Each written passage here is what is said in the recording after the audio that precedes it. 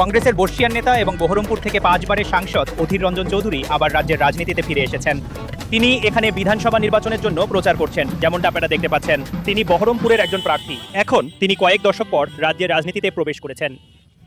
আর এই নির্বাচনটা তার জন্য খুবই গুরুত্বপূর্ণ, কারণ 2024 সালে তিনি তৃণমূল কংগ্রেসের ইউসুফ পাঠানের কাছে বহরমপুর লোকসভা আসনটি হেরে যান। তিনি এবং তৃণমূল কংগ্রেসের মমতা ব্যানার্জির মধ্যে খুব বন্ধুত্বপূর্ণ সম্পর্ক নেই। আর আমি রাজনৈতিকভাবে বলছি, আর অতীতে মিস চৌধুরী খুব সোচ্চার ছিলেন যে তিনি কেমন অনুভব করেন টিএমসি বাংলায় কংগ্রেসকে ধ্বংস করে দিচ্ছে। কিন্তু যেমনটা আমি বললাম, 2024 সালে লোকসভা নির্বাচনে টিএমসির ওই পাল্লা ভারী ছিল এবং মিস্টার চৌধুরী হেরে যান। আর এখন তিনি এখানে বহরমপুরে তার জমি ফিরে পাওয়ার চেষ্টা করছেন, যেটা তার আসন ছিল, যেটা 1999 সাল থেকে শুরু করে একেবারে 2024 সাল পর্যন্ত দীর্ঘ সময় ধরে তার লোকসভা আসন ছিল। এখন কি হয় এবং তার প্রচার কেমন আকার নিচ্ছে, আমরা আজ সন্ধ্যায় আরেকটু পরে তাকে কিছু প্রশ্ন করব, যখন আমরা বহরমপুরে এই প্রচার যাত্রায় তার সঙ্গী হব। অধীর রঞ্জন চৌধুরী এখানে বহরমপুরে এই ব্যাপক প্রচার অভিযানে রয়েছেন। তিনি দীর্ঘ সময় পর বিধানসভার দুর্গে প্রবেশ করছেন। স্যার, বিধানসভা কেন? আপনি এখানে 5 বার লোকসভা সাংসদ ছিলেন। তো আমি মনে করি এমন পুরো নিষেধাজ্ঞা নেই যে কেউ লোকসভা থেকে মানে বিধানসভা। আপনার বিরোধীরা বলতে পারে যে এটা একটা পদাবনতি। দুটোই আইনসভা মানে প্রতিষ্ঠান। তো কখনো যখন কোনো ব্যক্তিকে লোকসভায় উপস্থিত থাকার প্রয়োজন হয় তিনি পারেন, কিন্তু এখানে আমাদের বিকল্পগুলো সবসময় খোলা থাকে। এবং গত লোকসভা নির্বাচনে আমি পরাজিত হয়েছি। তো এই মুহূর্তে আরেকটা সুযোগ এসেছে লড়াই করার, দুর্নীতি এবং সাম্প্রদায়িকীকরণের বিরুদ্ধে।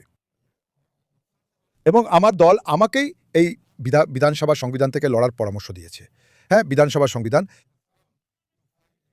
তাই কংগ্রেস পার্টির একজন পদাতিক সৈনিক হয় আমি দলের নির্দেশ মেনে চলাটাই বিচক্ষণ মনে করেছি। এবং আমি এখন এই বিধানসভা কেন্দ্র থেকে লড়ছি, প্রতিদ্বন্দ্বিতা করছি, যেটার নাম বহরমপুর। আমি কোনো অজানা ভূখণ্ডে পা রাখছি না।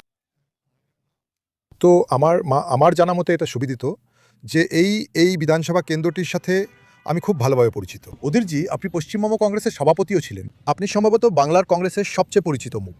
দলের সম্ভাবনাকে আপনি কিভাবে দেখছেন? এখানে আপনারাই সবশেষে তালিকা প্রকাশ করেছেন। এমন লোকও আছেন যারা বলেন যেটা সরাসরি টিএমসি বনাম বিজেপি লড়াই এবং কংগ্রেস চিত্রে নেই। এর উত্তরে আপনি কি বলবেন দেখুন, আমরা বাংলার রাজনীতিতে বেশ ভালোভাবেই দৃশ্যমান। আমরা বাংলার রাজনীতিতে বেশ প্রাসঙ্গিক।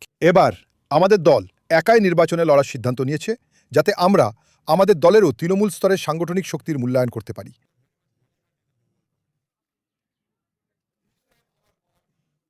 এবং আমাদের নেতৃত্বের সাথে আমাদের আলোচনায় আমরা খুব স্পষ্টভাবে বলেছি যে হ্যাঁ, মুর্শিদাবাদ, মালদা, দিনাজপুর, পুরুলিয়া এমন কয়েকটি জেলা বাকি আছে যেখানে আমরা একাই লড়তে পারি এবং নির্বাচনী প্রক্রিয়ায় একটা ছাপও ফেলতে পারি।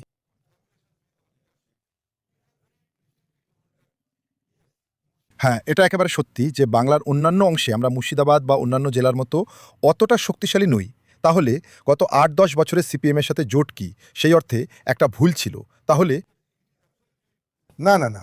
দেখুন, প্রথমত টানা ৩৪ বছর ধরে কংগ্রেস কর্মীরা সিপিএম দলের বিরুদ্ধে লড়াই করে আসছিল।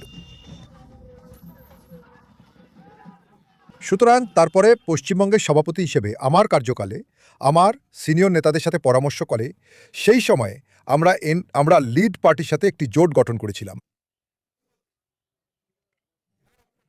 এবং আমাদের জোটের ফলস্বরূপ যখন ফলাফল বেরোলো, আমরা নিজেদেরকে আমি পশ্চিমবঙ্গের বিধানসভায় একটি স্বীকৃত বিরোধী দল হিসেবে পেলাম।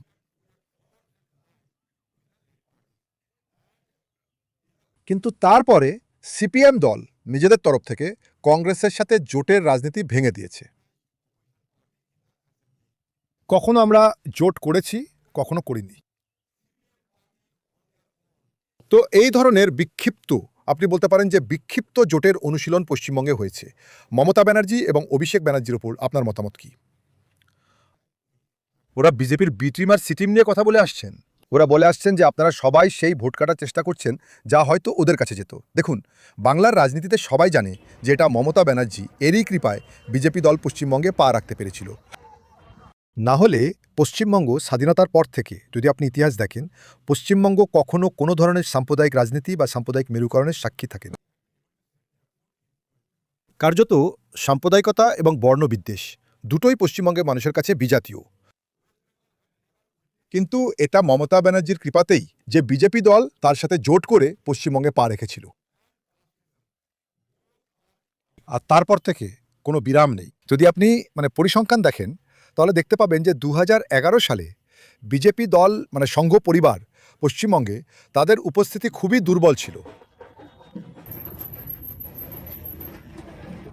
মাত্র 100 বা 200টা শাখা ছিল, পশ্চিমবঙ্গে ব্রাঞ্চ ছিল। কিন্তু এখন মমতা ব্যানার্জির শাসনকালে এটা লাফিয়ে লাফিয়ে বেড়েছে এবং এখন এটা প্রায় 5000 ছাড়িয়ে গেছে। সুতরাং মমতা ব্যানার্জি প্রচ্ছন্নভাবে, দেখুন আমার কথাটা শুনুন, হ্যাঁ হ্যাঁ, মমতা ব্যানার্জি প্রচ্ছন্নভাবে বিজেপি দলের বৃদ্ধিকে উৎসাহিত করেন। এর পেছনের কারণ হলো, আমি শুধু এই বিষয়টা উল্লেখ করছি যে 2011 সালে মমতা ব্যানার্জি ক্ষমতায় এসেছেন মমতা ব্যানার্জির দল টিএমসিকে দেওয়া সমর্থনের দ্বারা। সেই সময় সোনিয়া গান্ধীর অ্যাফেয়ার্সের কর্ণধার ছিলেন, তিনি বিপুলভাবে সমর্থন করেছিলেন, এমনকি রাজনৈতিকভাবে, অর্থনৈতিকভাবে, নৈতিকভাবে, শারীরিকভাবে সব কিছু দিয়ে, যাতে মমতা ব্যানার্জি পশ্চিমবঙ্গ দখল করতে পারেন। কিন্তু জঘন্য অংশ এবং দুর্ভাগ্যজনক পর্বটি হল যে একবার তিনি ক্ষমতা গ্রহণ করার পর তিনি কংগ্রেস সহ সমস্ত বিরোধী দলকে নির্মূল করতে শুরু করেন। দিনের পর দিন, মাসের পর মাস পুরো কংগ্রেস পার্টির সাংগঠনিক কাঠামো অন্য কেউ নয়, মমতা ব্যানার্জির দ্বারাই ভেঙে ফেলা হয়েছে। তাই কংগ্রেস পার্টি কার্যত তার আক্রমণে নির্মূল হয়ে গেছে। তাহলে কি আমি জিজ্ঞাসা করতে পারি মিস্টার চৌধুরী, ইন্ডিয়া অ্যালায়েন্সের কি হবে? আপনি একজন জাতীয় নেতা, আপনার দল, দেখুন, আমার কোনো তাহলে সেটা কি হবে? দেখুন, ইন্ডিয়া অ্যালায়েন্সের ধারণা প্রথম এনেছিলেন নীতিশ কুমারজি, এবং মমতা ব্যানার্জি ছিলেন প্রথম মহিলা যিনি এর বিরোধিতা করেছিলেন। তাই সেই দিনই জোটের ভাগ্য কী হবে তা ঠিক হয়ে গিয়েছিল, ঠিক আছে? তারপর থেকে মমতা ব্যানার্জি জোটের বিষয়টি কখনোই উচ্চারণ করেননি। তিনি বাস্তব বুদ্ধি খাটিয়ে সেই ধরনের জোটকে সমর্থন করেছিলেন শুধুমাত্র পশ্চিমবঙ্গের নির্বাচন জেতার জন্য, কারণ তিনি খুব ভালো করে জানতেন যে পশ্চিমবঙ্গে যদি তার কোনো জোট না থাকে তাহলে তার ভোট ব্যাংকের ক্ষয় হবে।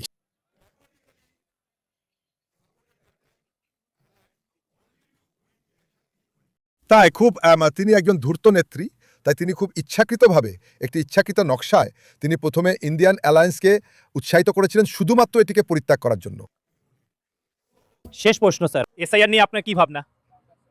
মুর্শিদাবাদ এটা সেই জেলা যেখানে সবথেকে বেশি সংখ্যক নিষ্পত্তি হয়েছে। এই সবকিছুর মাঝে কিভাবে একটা নির্বাচন অনুষ্ঠিত হয়? দেখুন, মুর্শিদাবাদ জেলায় 11 লক্ষেরও বেশি মানুষের নাম বাদ দেওয়া হয়েছে, তাদের নাম অন্তর্ভুক্ত করা থেকে বঞ্চিত করা হয়েছে, এবং তারা তাদের রাজনৈতিক নির্বাচনী ভোটাধিকার প্রয়োগ করতে পারছে না।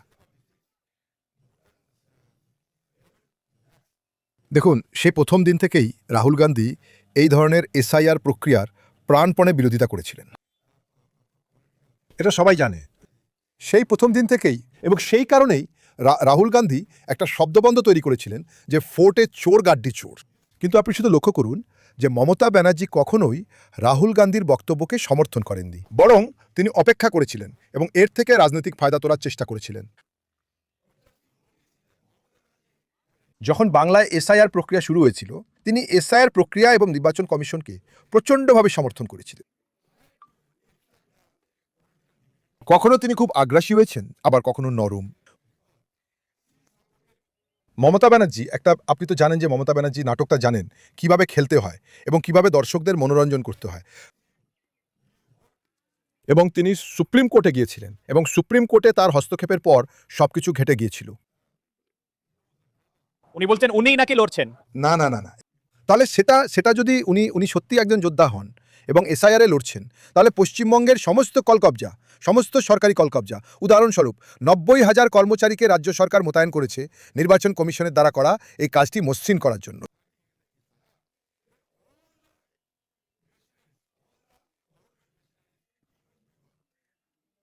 এবং উনি যদি সত্যিই সাধারণ মানুষের কষ্টের বিষয়ে সচেতন হন, উনি অন্তত নিজের অফিসারদের বোঝাতে পারতেন, যেমন বিডিও, এআরও, ডিও, যারা নাম নথিভুক্ত করার দায়িত্বে আছেন।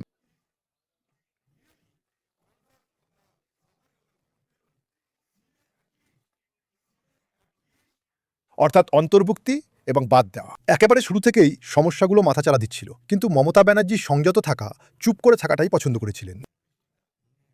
এবং যখন পরিস্থিতিটার জন্য ওর গুরুতর প্রশাসনিক হস্তক্ষেপের প্রয়োজন ছিল, উনি কিছুই করেননি।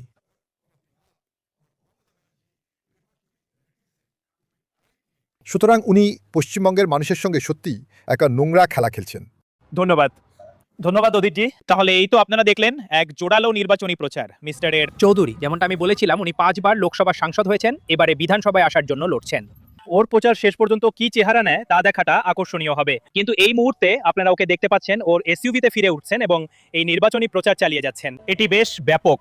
তিনি আজ এই জিপে করে অন্তত 50 কিলোমিটার ভ্রমণ করবেন, মানুষজনের সাথে দেখা করবেন। সকালে তিনি যে একে একে বৈঠকগুলো করেন, আমাদের যা বলা হয়েছে সেরকম নয়, কিন্তু অবশ্যই সন্ধেবেলায় এইভাবেই তিনি প্রচার করেন। ওনার জন্য এটা একটা কঠিন লড়াই। সুতরাং এখন দেখার যে এর ফল কি হয়। কিন্তু আপনাদের স্পিনে অধীর রঞ্জন চৌধুরী এখানকার বিধানসভা নির্বাচনের জন্য প্রচার করছেন, আর উনি এটাই করছেন